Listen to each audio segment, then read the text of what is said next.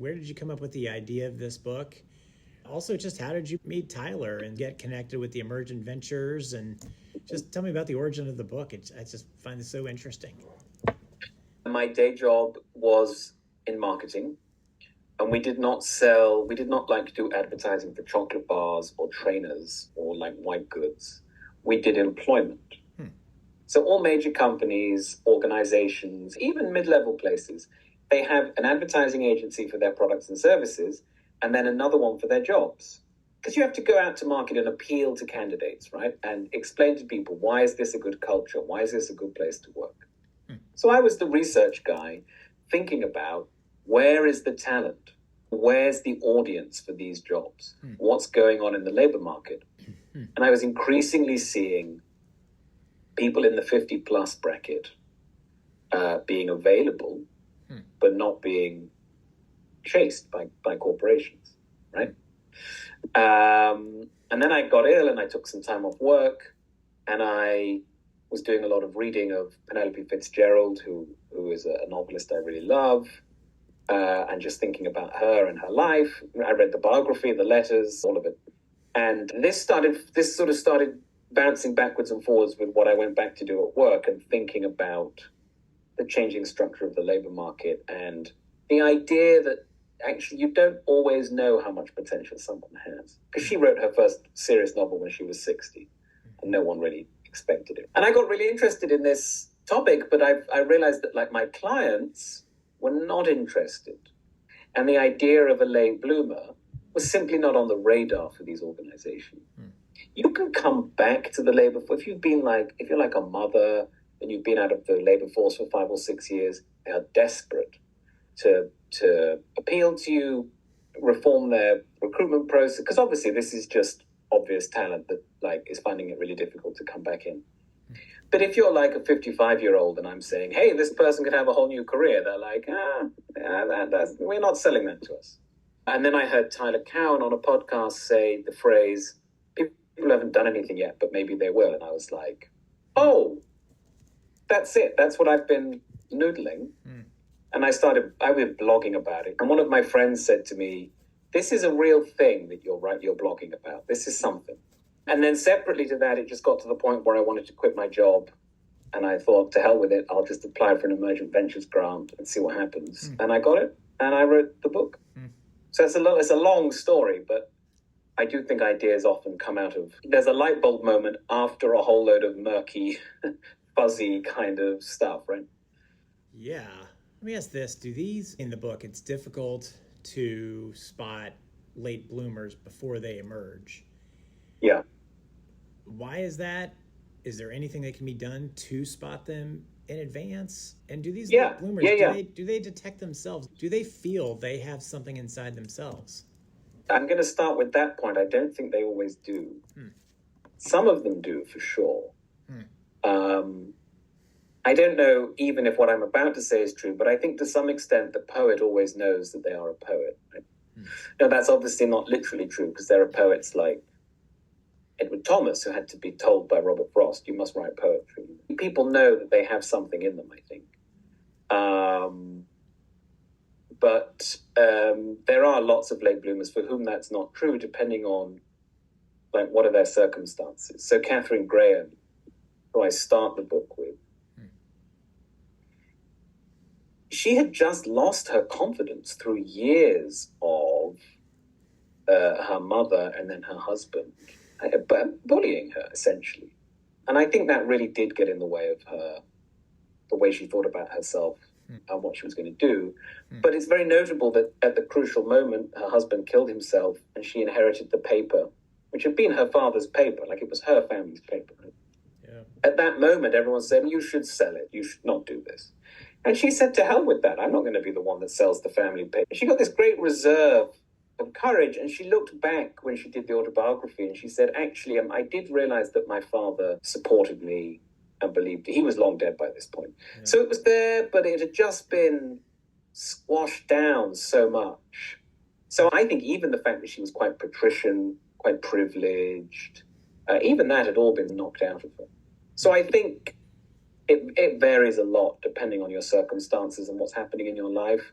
And we have this problem with those books that are called smart thinking in the nonfiction section, where it's like they present some great rule. This is the way things are. This is some solution. Psychology tells you that this is true, right? And it's this is like sometimes what happens would be a more accurate way of describing this phenomenon, right? Yeah. And so with late bloomers, I thought, actually, I'm just leaning into that. I'm not going to try and sell you some grand theory that they're all the same and that there are these like core things. There are some core things, like maybe they'll have a secret life, maybe they're quietly very persistent about what they're doing. Often the trigger point for them becoming a late bloomer is some change in their circumstances, some response they have to some kind of midlife crisis, or some opportunity comes through their network. But they are individuals, and I think we should spend more time thinking not just about the ways in which, like when we measure these things about people and about talent, we get all these average results, and those are very important and very indicative. But we should also be thinking about how much deviation from the average is there, because that could be quite a lot of people, right? And my contention is basically, I don't think we pay any attention to these late bloomers who deviate from the average. I don't think we really know how many there are or could be. And instead of conducting these slightly pontificating arguments about, or you're selling false hope, or this isn't true, or the average age of this, or why is it happening? Why don't we just try and find some more of these people? Because if we got two more Katharine Graham, who's the woman who did, the scientist who did the mRNA research that was then used in COVID, what a fantastic, that would be great. You know what I mean? If we found one more Katharine Graham, fantastic. And so I think I'm always reluctant to give these average answers. But yes, they do have secret lives. You can think maybe about what do they persist at. Don't think about what persistently happens to them, because that's like the wrong indicator. What do they persist at? Do they have... Yeah, what does that mean? What does it mean, what do they persist in? Are you talking like a content area? Or are you talking a hobby? Okay, so look at Margaret Thatcher, right? Mm-hmm. If you take a very external view of her career, which is what most of her political colleagues were doing, what you would see is a woman who got elected to Parliament, held a couple of junior ministerial roles, and was then put in the cabinet because they had to have a woman, because otherwise they would look like too sexist, right? But she was put there like, they called her, quotes, the statutory, we've got to have a woman, we'll give her the education brief, that's a feminine thing, right? And they did not respect her, they were not interested in her. They thought she was a real pain in the ass and she was just going to be difficult.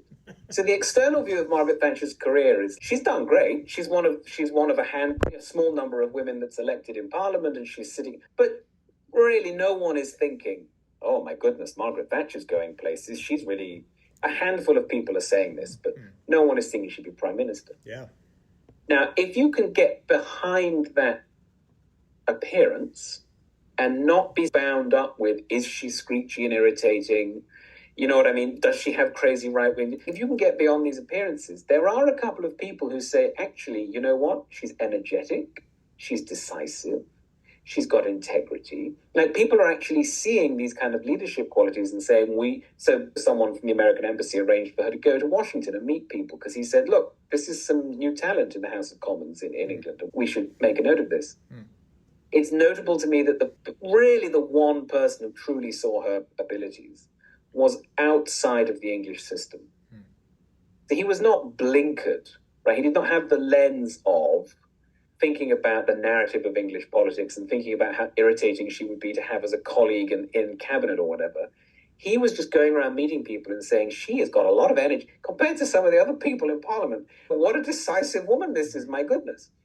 And that's the real clue to what Margaret Thatcher was capable of. And if you think about what do people always say about her, whether they love her or hate her, is indefatigable, just relentless, right? Unending. She could do 10 hours a day of paperwork and and that's not too much for, you know what I mean? She does 10 years of this and it's not too much for her. She's constantly scuttling around Whitehall trying to change things. And so actually this guy from the embassy, he could get a little glimpse into the secret life of Margaret Thatcher. And he didn't know the whole story, but she was there. She was sitting up at night, obsessed with politics, right? Reading, making notes. There's a wonderful story that she was reading the official biography of Winston Churchill. Now, this book, I'm sure many of your listeners, readers will know about it. Big, like however many volumes, I don't know, but they're huge, right? It's endless. And each time they issued a volume, there was a companion volume of supporting documents. So you get the book of narrative, but then you get the book of all the government papers and so forth. Obviously, most people just read the narrative. You're not leafing through 800 pages of documents. Margaret Thatcher wrote to the biographer and said, I found this footnote in the documents volume that talks about a speech Churchill was drafting. Do you have a copy of the draft? Now, that's who you're dealing with, a woman who goes home in the evening and she's in the footnotes of the documents volume. That is very difficult for her colleagues to know that she's like that, because they're so predisposed to see her as the irritating woman or the right-wing woman or whatever, right? Whereas the embassy guy was like, he didn't know that specific thing, but he was able to see that actually she's this energetic, obsessive, details-focused. But he was like, okay, there's something here. And so that's what I mean. Are you really seeing the person, seeing their qualities?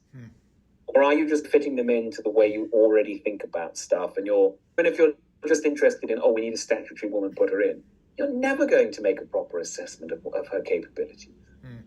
So it's that ability to be the outsider and see someone and see what qualities they have, rather than to overfit what you know about them to the patterns you're already used to seeing. Sorry, another long answer. No, this is amazing. Oh my gosh, this is amazing. So you in your introduction, you talk about characteristics of late bloomers: persistent, earnest, quiet. You just talked about being persistent, and there's some of what you say about earnestness in there too. But talk to me more about those three characteristics. You talked about all three, but color in some of those. Some of your thoughts around those three characteristics, acknowledging these are all individuals and they all have individual traits and so on. Sure. So let's look at Penelope Fitzgerald, the novelist, right? She was born into the establishment in England, upper class family. Both grandfathers were bishops.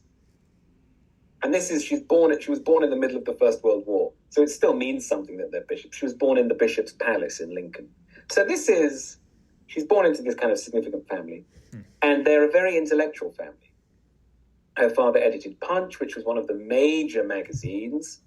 And the uncles, the Knox brothers, one of them's at Bletchley Park in the war doing code breaking, and one of them's a famous detective novelist, and they're all writers. And so she's born into this kind of cultural milieu and this great sort of the last of this great Victorian tradition. And the family are feminists. So the mother has been to Oxford, and I think the grandmother, that might be wrong. But so she's born into a family of very high expectations, right? And she goes to Oxford and she does very well, and whoopee. And then she goes to London and is writing reviews for the TLS and works at the BBC. But then she just doesn't become a writer, right? Now, there's this whole debate about why that is, but we can put that to one side and be like, look at this question of like, a lot of people come from these intellectual families. They do great education. You're in London. You're amongst the journalists and all the writers and right? You're there. And then they don't become a writer. What is the difference with Penelope Fitzgerald, right? The first difference is that she lived an extraordinarily difficult life. Her houseboat sank. Her husband was an alcoholic. They had to leave London because of their creditors. So you're given the material to write about. Obviously, nobody wants this to happen to them, but she had stories. But the second thing is, particularly later on when she became a teacher, but all through her life, she's learning languages, traveling, getting very cheap tickets, going to the opera, and reading. And when she becomes a teacher, she really rereads the whole of the European tradition. And she goes into really close detail. How does Jane Austen get to do it? Not what is she doing, not what are the themes or all this kind of rubbish. How does she do it? What are the techniques? And so she spends years doing this. persistence. And her novels are very historical. They're very much rooted in fact, both of her own life and of her historical research. And they're very European. And in a funny way, she is the most European of the 20th century English novelists. And she sets them in Russia and Germany, in these places. And one critic, I really love this phrase, she talked about the Russianness and the Germanness. How does she make it so German? You just feel, because she spent like 30 years learning German, traveling to Germany, watching operas, reading German novels in German, right? And so there's this amazing dedication to the intellectual life and to the life of the mind, while she is living on a houseboat, while she is homeless, while she is scrambling around trying to get a council flat, right? While she's got children and a husband out of work and a teaching job. And that's amazing persistence. Now, persistence might suggest like she kept trying really hard. I don't know whether it's that or whether she's just an obsessive and she couldn't live any other way. I don't think it matters very much which one it is, right? It'll change for people. Same with Katharine Graham. Even at her lowest point, she's just obsessed with the news. Yeah. Obsessed. She's a real news hound. Like, the newspaper is in her blood. Oh my goodness. This woman she's constantly sniffing out newspaper ink, right? I think that's really important. And I think we rate that very highly in young talent, as we should. But we forget that is still an important indicator to someone later in life. Maybe it's a more important indicator because the fact that it hasn't worn off is actually quite telling, I think. So that's persistence. Earnestness, this is a bit speculative, but I think these late bloomers take things a bit more seriously than other people. Not to the point of being humorless, but to the point where they may come across as a bit humorous. Because oftentimes by middle age, people are a bit like, things are what they are, I am where I am. So Ray Kroc, who turned McDonald's into a global business, he was always having business ideas and trying to do more with his business. And it got to the point where his friends would joke and be like, oh, Ray's had another idea. And he's just much more earnest than the rest of his peer group. And again, I think that's very significant. And then quiet, it's like what I said about Margaret Thatcher. She's keeping it to herself. She's doing it in the background. Ray Kroc too, right? He's quietly persisting. He's quietly getting on with it. You can do it you can work in public. I don't think that's a bad thing, but I saw it. Now, some people have said your book is about hardworking people and people who are a bit like you. And maybe that's a legitimate criticism, right? And there are other sorts of late bloomers, but these were the things that stood out to me. And as far as I'm aware, we haven't got another book that really goes into it in the appropriate depth. So those were the main characteristics. But I'm very open to people coming along and saying, we've looked at it in a different way and we're finding other things. That when I was reading your book, that word kept coming to mind, obsessed. They are following their interest. And if something ever came of it, great. And if nothing ever came of it, they were following their obsession. That was what lit them up or made them alive, or just what they couldn't get out of their heads and their hearts in some sense. Yeah, I would caution about that a little bit in the sense that you're absolutely right. They were doing what they wanted to do. But I think they did feel the want of success very often. And I think obsession and ambition are often twins. And you can be, who's that psychologist who came up with this theory that, the internal motivation, the inherent motivation of the work can mean you're very happy doing what you're doing, even while you're very unhappy about the conditions in which you're doing it. And I think something of that dynamic is often true for these people before they find success, I think the other word that comes to mind is preparedness. And this comes out in your story about Margaret Thatcher. You write about chance favors the prepared mind. Yeah. And you and I were corresponding before we set this up about, I wrote a biography of this guy, General Fox Connor, who was one of Eisenhower's mentors. He, before World War I, he was a major in the Army for 15 years before he got promoted to lieutenant colonel. But that whole time, he was preparing. He was going to the right schools. He was becoming an expert in this, becoming an expert in that. He didn't know whether a war would come, whether his chance would ever come, but he prepared, he acted as if it would. Yeah. And to me, that raises a question. Like, how do we know we're preparing and not simply following our crazy interest or our crazy obsessions, or we're not just treading water in a stale pond? A lot of the time, you just might not know, right? Interesting. Maybe I'm too cynical. Interesting. There's lots to say about Eisenhower on this. I actually cut the whole chapter about him because I was like, I have a lot of these dead white guys, right? We don't need another Eisenhower. But I'm probably going to put it on my blog though because it's fascinating. It's so fascinating. Yeah, I'm sure you know that he wrote to his son saying, "Oh, it's a shame I'm going to retire before the war. It's been a good life." And I find that amazing. I wrote an article recently where I said there's this famous quotation about there are no second acts in American lives, which a lot of people quote from Scott Fitzgerald, which was published in the same year that the war came to America and Eisenhower began his second act, which must be one of the great second acts in American history. But there was a point when he thought, okay, they're going to retire me and I missed out. But he was fine with it. Because as you say, he just wanted to be in the army. Yeah. All his friends left to make money and he wasn't interested. So I do think that's important. But again, it's notable that he's a man in the mid-century. It's easier for him to be happy with a choice like that. He's not going to have the Katharine Graham problem. But no, you don't know that. You don't really know. And with Eisenhower, it was much more obvious. Everyone believed that there would be another war. And all the senior guys, when he was thinking, should I leave at the end of the First World War? Should I leave the army? Should I not leave the army? His wife was saying to him, don't be crazy. There's no way you would ever be happy outside of the army. What are you doing, right? But the officers were saying to him, there's going to be another war. It's just a question of when. Now, that is, in the particular circumstances of the First and Second World Wars, it is a bit more predictable, right? Whereas I would think for a lot of people, it may not be so predictable. So I think that will vary how much. But let's say you want to be something artistic or whatever, something entrepreneurial maybe.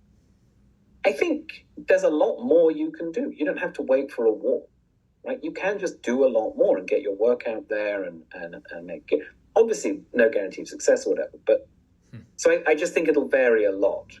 I almost wonder if you shouldn't worry too much about that. If you've made the wrong choice about what path you're on, how easy is it for you to how easy is it for you to change anyway? I don't know. That's a very deep and difficult question.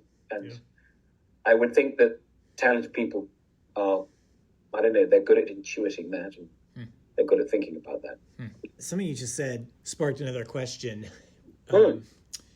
which you were talking about getting your work out there and so forth. And there's this sense of late bloomers, Penelope Fitzgerald writing or doing the work and also expanding their chance of a lucky strike hitting them, the Paul Graham, make your target big. And on the one hand, I wrote this down. On the one hand, you write, if you decline to participate, the world will decline to pay attention to you. Yeah. And on the other hand, there's a limit to the groups, the networking, the selling yourself in the modern world, the social media, the meetups, all that stuff. And I really like this quote from psychologist Richard Wiseman that you put in the book. The lucky are relaxed, not anxious. They don't spend their life searching for their magic moment. Can you talk a little bit further about this dynamic of working the work, expanding your chance of getting the lucky strike, but in a sense, not being anxious about it? I think there's a great difference between networking and self-promoting as a means to an end and doing those things for their own sake. And the more you can reach a kind of overlap between doing the work is self-promotion, right? Presumably the less anxious you will be. And I think a lot of people, really an expert on this, but I do think a lot of people who are anxious are too focused on the foam on the wave of networking and self-promotion, as opposed to just doing stuff and putting it out. Obviously, it's good to push it, and it is I think particularly for writers, you see a lot of people saying how it's difficult and demoralizing having to do so much self-promotion these days. But as I say, like, because it depends what you're benchmarking yourself against, right? If there's a particular type of success you want and you're not getting it, you probably will be anxious about networking and self-promotion. And this will cause you to do it for its own sake. And I think that makes it much less effective. There's an interesting story about Maya Angelou. It's in the book where she's done writing programs. She's been around these writers. She's written stuff. She's sent her work to writers and so forth. It's not going very well. She's in New York. She's not very happy. Her friend James Baldwin comes over and he's like, you should come out to this dinner party. She's like, I don't want to go. Yeah. We all get demoralized by a lack of success, right? And he's just shut up and come to the dinner. Let's just go. So she goes, and there are publishers there, and she's chatting, and she tells the story of her life, basically, which obviously these publishers, not being idiots, are immediately like, we will buy your memoir from you. Which became I Know Why the Caged Bird Sings. Now, that's not like anxious networking, self-promotion. Oh, God, I've got to go out and do it. That's just, I've done loads of work. I'm ready to tell this story. I know what I'm doing. And I happen to have gone out and been asked the question. Yeah. And I think that illustrates the difference rather well. Obviously, what people will say is, not everyone gets to go to those dinner parties. But I think that's a slightly separate thing. But yeah, it does. I think it does involve a lot of that. It does involve a lot of that work. The Weissman quote, is it genetic? Is it just inherent temperament? Who knows, right? I would say maybe just don't worry about these things too much. But it's an interesting point. And it seems like the thing you can work on is your work. And the thing you can work on is potentially considering or potentially saying yes when interesting opportunities seem to come your way. But you can't influence, you can't determine who you meet. You can't determine your circles you get invited Well, I'm not denying, I know of really good work that is overlooked, right? Yeah. And I try and write about it on my blog. But I think that it makes a difference. So these are very small examples in a way, because my blog is not that big. But I know it makes a difference if people write to me. So there are two responses to my work is being overlooked. And that's what I like about that Samuel Johnson quote about many have complained of neglect who have never tried to attract the world's regard. It's like, you just have to keep going on that. Yeah. And I'm not saying it like it's going to work. This is what I mean. I'm not going to try and promote some theory of, this is the secret to success. But is there another method? I don't know. I don't think so. What's the alternative? I don't know what it is. It seems like a lot of people quit. Yeah, and maybe that's the right choice for them, right? Yeah. I think it's an important point. And there's that Edison quote, people don't know how close they were to success before they quit. Yeah. Which again is obviously not going to be true of everyone, but when we're looking at late bloomers, I do think it's significant. But it's also, to me, it also seems in large that really superlative performers that the world knows or a significant niche knows about. Yeah. But you can have a second act or a third act, a late bloomer in a local setting and and have a terrific inflection point and a massive impact in a quote unquote smaller way, but it still matters enormously in your corner of the world. Of course. And I think that's a really cool message of your book. It's not that you become Katharine Graham or Samuel Johnson. It's that in your corner of the world, you can have a different impact tomorrow than you had today. Yeah. Yeah. And it's difficult because obviously everyone in the book is, as you say, like quite significant. And so that just is the overall message of the book. But I was careful in the opening of the book to say, we learn from the best. That's why these people are here. We're interested in great talent. It matters very much that we find and put to use the great talents, right? Like I said, one more Kathleen Carrico would be a phenomenal thing for the book. But I am careful to say at the front of the book, like, we learn from the best. All the rest of it, right? This is a more applicable... I am interested more generally in the phenomenon. And I think a lot of people confuse the idea of success with doing what they want to do. And if you just take the question of being rich and famous and well-known out of it, that still doesn't solve, like as I say, I still know of people who write to me and they've done great work, and it is pretty much overlooked, even though it would never make them like globally famous. But it should change the way you think about things. Mm. Mm. Maybe you're just trying to do your thing and you're never going to be on the news about it, and that's cool. Mm-hmm. Yeah. There's a blog post. I've got a post on this on my blog. I'll send you the link. Yeah, I'd love to see it. Yeah, much more articulate than these ramblings you're getting from me. No, this is amazing. This is amazing. One thing that I wanted to explore for a minute is this idea of the switch, or I think the way you put it was an important type of late bloomer is someone who successfully changes the balance of their life. Tell us more about this phenomenon, the switch, the changing the balance. So I think these are two slightly different points. Mm. Changing the balance of your life is like, this is what I was just saying. You don't have to be Samuel Johnson or Ray Kroc or Margaret Thatcher or Vera Wang to be a late bloomer, right? You can just live differently. And I think a lot of people do want in some way to live differently, and they don't quite know how to do it. Or they're not quite sure if they want to make the series of trade-offs involved. The point about making the switch, once I'd done all the research, I had my idea, but I didn't feel like I'd expressed it properly. And I then read this wonderful paper out of Northwestern. The question was, why do people have a hot streak? Artists, scientists, sports people, why do they suddenly get this 10 or 15-year period where everything they touch is on fire, right? Everything turns to gold. And the paper said, look, it's an explore-exploit dynamic.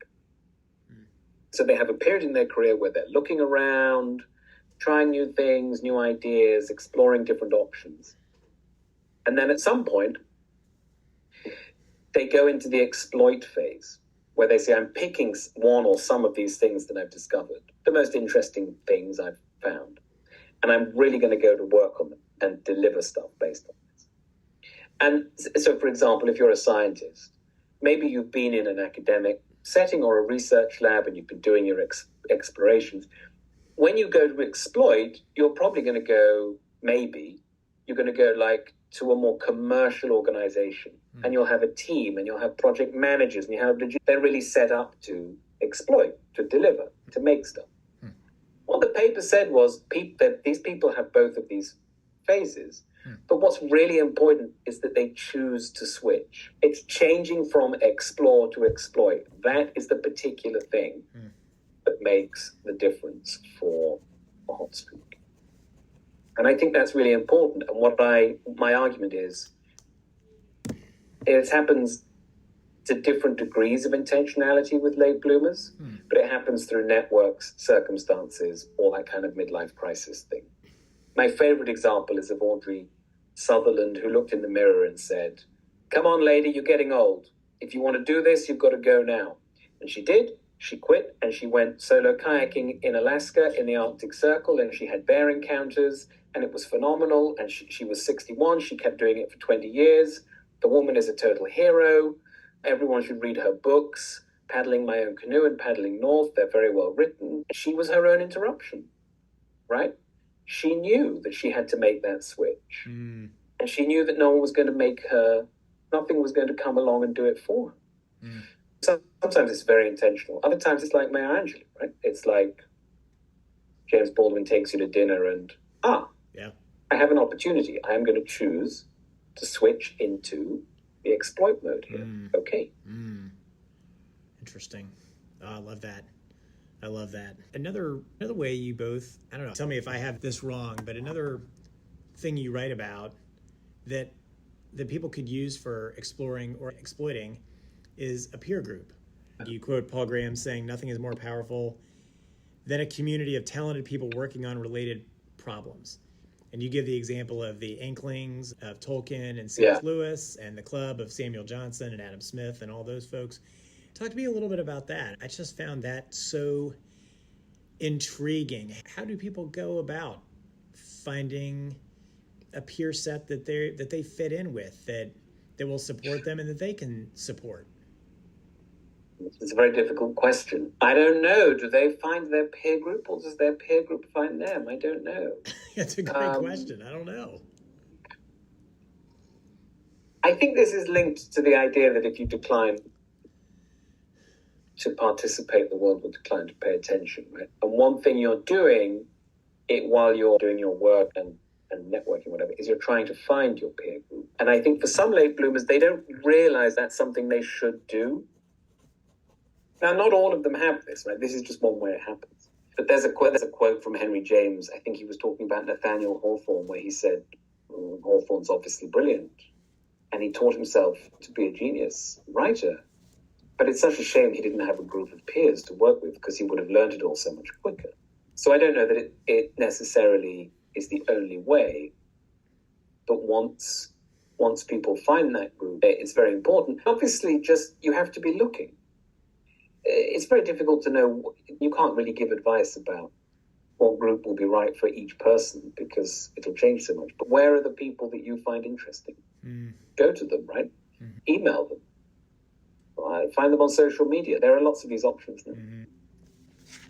But that does seem to be the case a lot of the time, yeah. That doing the work is one thing, but associating with people, it's not just a promotional, this is what I mean, it's not just a promotional activity, like, it makes your ideas better, it changes how you work. There's a wonderful Emerson quote about, truly it is not learning that I can get from another person, only provocation. Yeah. I love that, and I think that's true. That's a great quote. Yeah, great. Yeah. I don't know, so as a Kentuckian, probably our most famous writer right now is Wendell Berry. And he's an environmental writer, but he very famously, he knew he was onto something in his writing career. He moved to New York to be in that milieu, and he rejected it. He said, this is not home. This is not where I need to be. The things I'm writing about, I need to go home to the family farm in Henry County, Kentucky, 2 counties over. And it was and he had others. He had Wallace Stevens and others, but it's just so interesting to me that some people find that the group is an environment, I need to go to a particular place and be surrounded by nature and live a particular way to have my writing flourish. I don't know, that came to mind as you were writing. For some people, it is people, and for some people, it's an environment. Yeah, I think the two are connected, right? And people should bear in mind, whenever you read a Paul Graham quote, he's talking about startups. Yeah.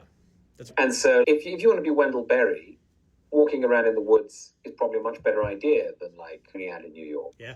But if you want to do a startup, be a scientist, succeed in business somehow, then walking in the woods is for weekends. And so this is what I mean. It varies a lot, right? Depending on what you want to do. And by temperament, some artists will flourish in a group, and other artists will just do it on their own, and it will happen in its own way. There's a kind of wisdom in knowing which one you are.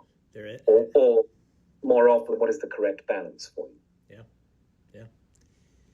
So you wrote, one of the reasons I love this book is you just write so many biographies of fascinating people. Even the little sketches of 2 or 3 sentences are fascinating. And I found so many people I wanted to look more into. But one person you and I corresponded about that I just want to hear, frankly, this is like me I want to hear you just riff on Samuel Johnson, his life, why you love him so much. Until you and I corresponded, I had almost forgotten. I took a class in Samuel Johnson, and I loved it. And I have a bunch of his essays and books and Boswell's biography. And now I want to go revisit all of that. And I'd forgotten that, and forgotten how wonderful a writer and moralist and philosopher he was. Talk to us about Samuel Johnson for a minute. That's a very apposite experience, because, of course, Samuel Johnson famously said, men more often require to be reminded than informed, which is one of the guiding principles of the book. I have a great love of Samuel Johnson. I have done since I was, 18. Oh, no, earlier than that. But it was really when I was 18 or 19, I sat down reading properly at university, and I read Rassilon and many other things. He's one of those writers that some people just aren't going to love, and some people are, and I immediately I've never not enjoyed reading him. Oh, you have it. Look, great, you have it right there. This is fantastic. The dictionary, fantastic. Fantastic. Yeah, no, I have a great love of Samuel Johnson because several things. The first thing is he has this huge appetite for knowledge. So his writings are not... We have a very myopic sense of the literary, a very narrow sense of what literature is sometimes, the way it's written and talked about. But of course, literature is a very broad thing. And if you look at the great traditions of novel and poetry and drama writing, it's about everything. It's about in Milton and in the Romantic poets, many references to the most up-to-date scientific discoveries and ideas. Many of the newest political ideas, the newest philosophies, they're all being written about in poetry. Poetry is a real vehicle for ideas.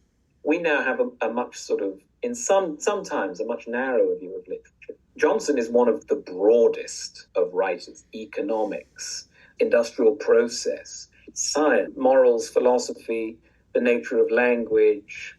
Oh my goodness, anything you can think, really. People are talking at the moment about the amazing breadth of Noam Chomsky's work. Maybe he's a kind of comparable figure in that sense. He's just done so much. They're not very comparable, but so there's partly that. And Johnson could write anything. We think of him as writing these great essays, the dictionary, books, but advertisements, sermons, legal opinions, really turn his pen to all sorts of things. And I think in some ways that's the mark of a true writer. Mm. He's also personally very fascinating individual. Boswell's Life of Johnson, one of the great books. Johnson is alive and rambunctious on every page. He's argumentative, he's provocative, he's hugely knowledgeable, he's entertaining. He's a candle that never goes out. He really is. Mm. But as I say, even at the time, people complained about the same things they complain about now.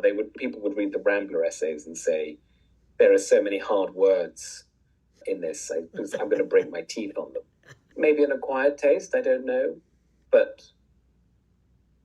Shakespeare is the most important imaginative writer in English, and Johnson is the most important non-fiction writer in English. Yeah. Mm. And I see them as twin pillars of English literature. Mm.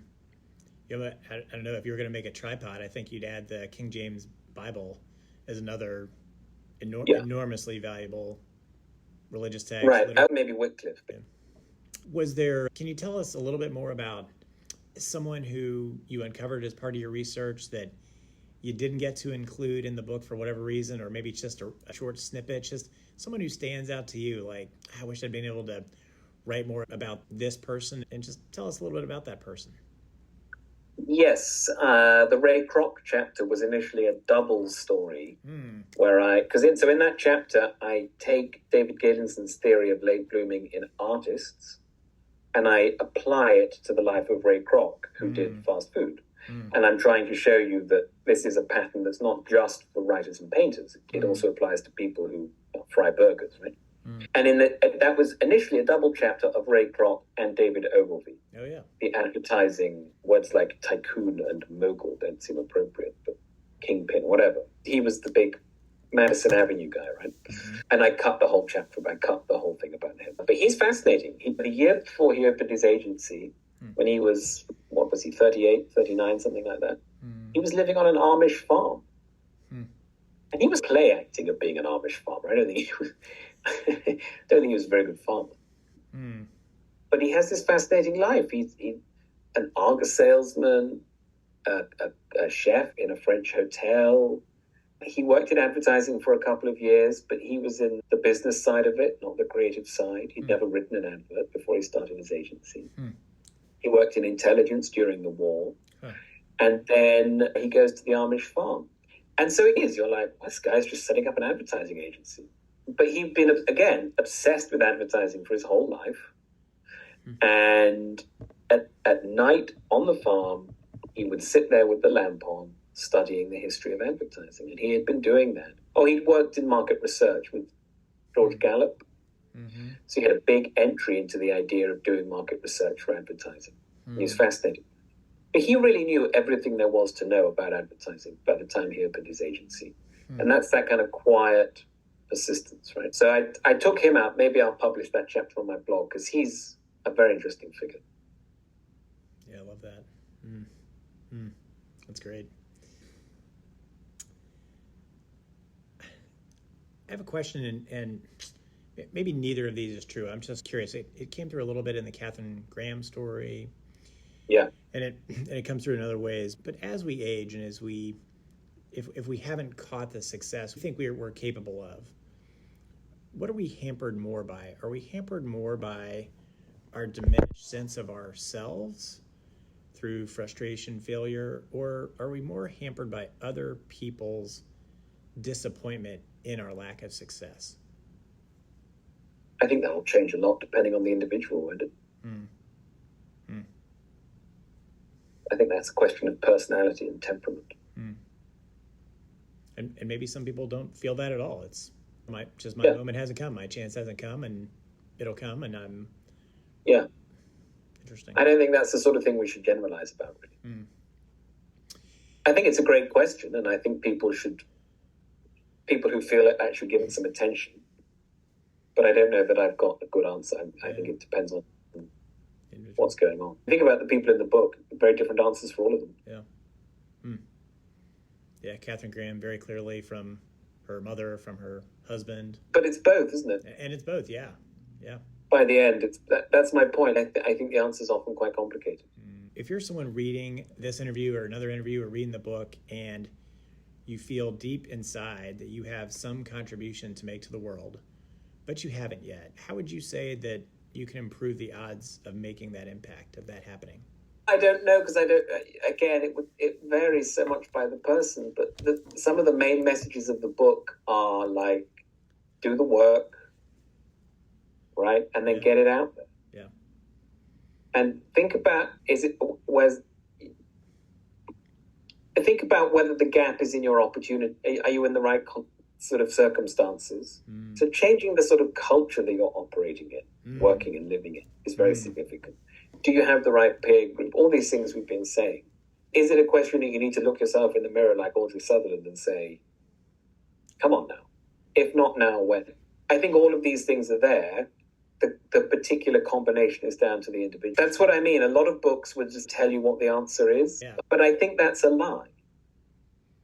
What I'm trying to do in this book is give you all these different bits, and then your answer will be some version of this. Your answer, yeah. But I can't. You are not an average line on a graph. You are who you are. Like I said at the beginning, Henry, like, I love this book. You made such Thank you. a valuable contribution to our appreciation of an underutilized source of talent, of late bloomers, and so on. I'm curious, where does the intellectual pursuit of this topic go next? What's the frontier awaiting further study? Or maybe a different way I could ask it is, coming out of publishing the book, doing the research and publishing the book, what are the next set of questions related to late bloomers that fascinate you? I don't know that I have any more questions about late bloomers right now. I'm interested to see that there are so many of them in public life.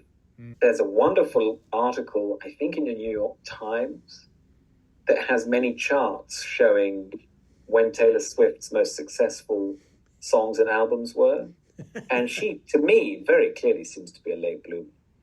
I was fascinated by that. I think that the debate, if that's the right word, that you're all having in America about Joe Biden's age, just put to one side whatever you do or don't think. Some people are already cross, right?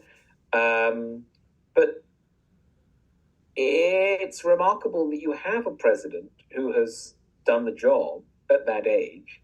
And I think it's symptomatic of what's happening in the wider workforce. There are many more people in work above retirement age than there used to be, both in America and here in Britain. Yeah. So I think there's a big trend there. We've also got a lot of people like older actresses winning Oscars. You've got Larry David doing the final season of Curb, like into his 70s. Yeah. There's a singer called Ray. It took her a long time to get her start, and then she was huge at the Grammys recently. Yeah. I think there are a lot of late bloomers in the culture. There was a big video being shared on, I saw it somewhere, it started on TikTok, they get just dumped everywhere, of this woman who'd been a park ranger. She'd started, I'm going to get the details wrong, I think she'd started when she was 90 and she'd done it till she was 100. Yeah. There's just more and more of it in the culture, right? So I'm glad to have finished doing my research for now, but I am following with interest the fact that it seems to be a real phenomenon more and more in the news. Yeah. Let me ask you a couple questions about your work and you. Yeah. So what were the big takeaways you took from writing the book? It could be lessons from the book, or just the process of writing the book, or the research, or working with Tyler. What do you take away from the last year and a half of your life? A lot of things. Oh my goodness. So there are a lot of topics in the book that I either hadn't considered properly or I changed my mind about.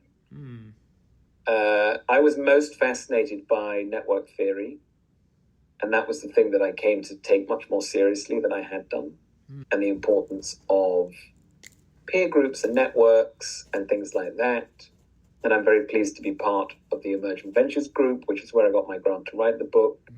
And the people I talked to in that group, it's endlessly interesting. And I came to both a theoretical and a practical appreciation of networks and peer groups in a way that I had not. I guess that's the biggest thing for me. Interesting. How has writing the book changed your work or your life or your approach to life? I quit my job. So that was quite a big change. And my wife chose not to work when we had children, and she's a homeschooler. Yeah. So that has also been quite a big change. But, and in many ways you would look at it and say, this is not a sensible arrangement, like financially and professionally. But I'm trying very hard to make a go of doing exactly what I want to do.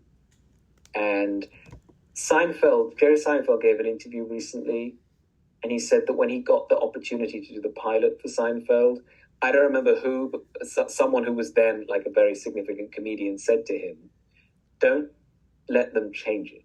Yeah. Because all the suits are going to tell you, you've got to do it this, you've got to do that. Yeah. He said, do it exactly how you want. And then when you fail, you won't care. Because you'll have failed, but you'll have done your thing. Whereas if you fail because you took all this advice and did what they made you do, you'll resent it. I think that's a really good...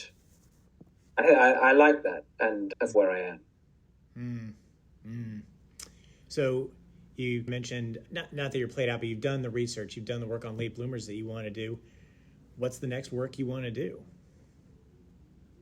I've been thinking a lot about patronage, and the question, patronage we think of as like writers used to have patrons who gave them money, right?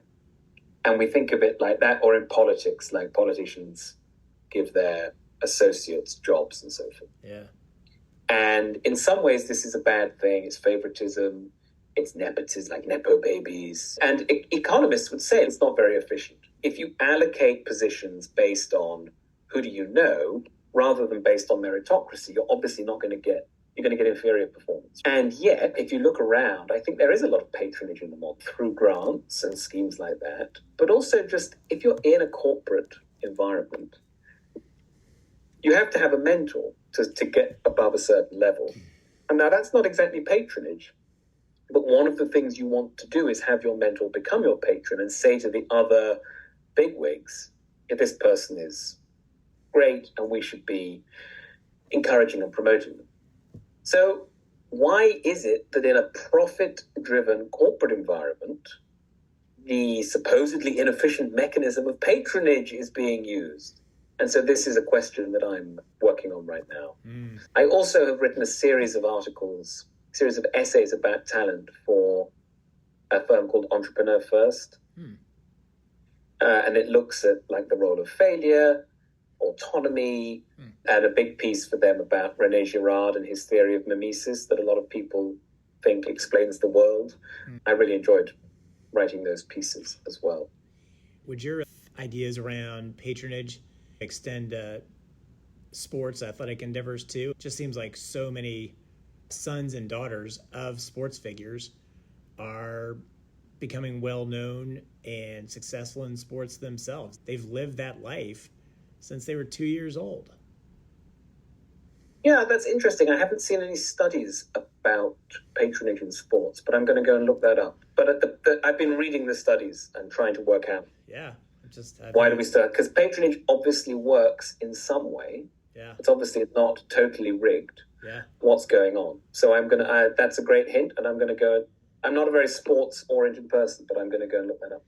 Just so interested to see son of so and so playing for the Blue Jays, son of so and so playing for whoever. Right. And then they flash back 18 years and they show pictures of the kids outside the dugout when they're 5. They have the huge helmet on and the bat and their dad, and it seems like being enculturated into that life and to what it takes to be a big leaguer or a pro football player or here American football or whatever. I just wonder if that, in some sense, I mean, you got to have the talent. Sure. If it inculcates in you like a different ethic than other people get access to. I think that's true, but I'm actually more interested in this question of, as a selection mechanism, why is patronage being used in highly meritocratic environments when the economic research suggests that it should be counterproductive? Interesting. So I don't know how much that would apply in sports, but I'm going to look into that.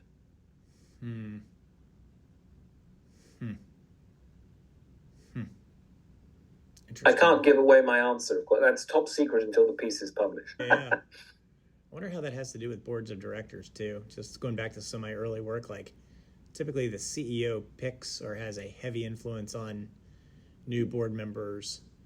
There's almost like a patronage there, and does that lead to better governance or worse governance? I don't know. This is my point, right? It's, as a question of talent selection, patronage is still a very live issue in modern society, and I think it maybe should get some more attention. Oh, man. Well, I can't wait to read those set of essays or book or whatever you decide to do. Henry, this has been amazing. I just, again, like I said, I'm gonna do this as a transcript and do a blurb about the book before. But this is like my book of the year. I just loved it. Thank you. I've loved this conversation. I'm so grateful to you for your willingness and all your time. This has just been wonderful. This has been like a highlight of the year. This has been amazing. You had really good questions and you made me think. And now I'm worried that I'm going to have to change some bits of the book. So that was a good interview for you. Great. This is awesome. Thank you so very much, Henry. I really appreciate it. Have a great Thank you. I really appreciate the opportunity.